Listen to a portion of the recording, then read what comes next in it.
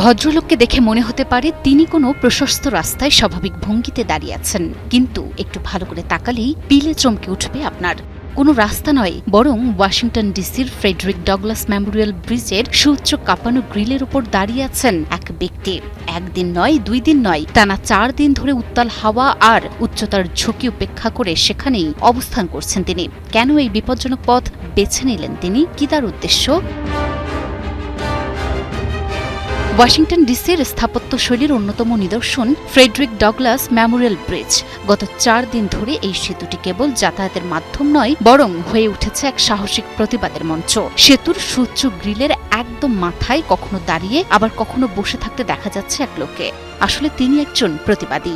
নিচে পুলিশের বিশাল বাহিনী সতর্ক অবস্থানে থাকলেও ওপর থেকে নিচে নামার কোনো লক্ষণই দেখাচ্ছেন না তিনি। 4 মে তার এই নজিরবিহীন অবস্থানের 4র্থ দিন পূর্ণ হয়েছে। কেন এই প্রতিবাদ?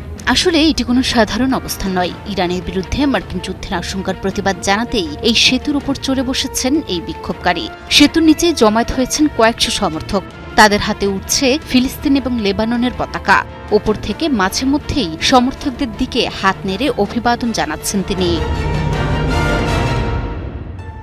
বিপজ্জনক সেই উচ্চতায় যখন ঝোড়ো হাওয়া বইছে, তখনও তিনি অটল তার দাবিতে। সমর্থকদের স্লোগান আর উপর থেকে তারই নীরব কিন্তু শক্তিশালী অবস্থান পুরো ওয়াশিংটন ডিসিতে এখন আলোচনার মূল কেন্দ্রবিন্দু।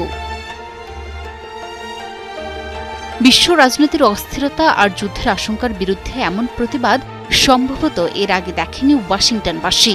পুলিশ পরিস্থিতি পর্যবেক্ষণ রাখলেও এই বিক্ষোভকারীর দাবি এবং তার অকুতোভয় অবস্থান জনমনে তৈরি করেছে এক গভীর কৌতূহল।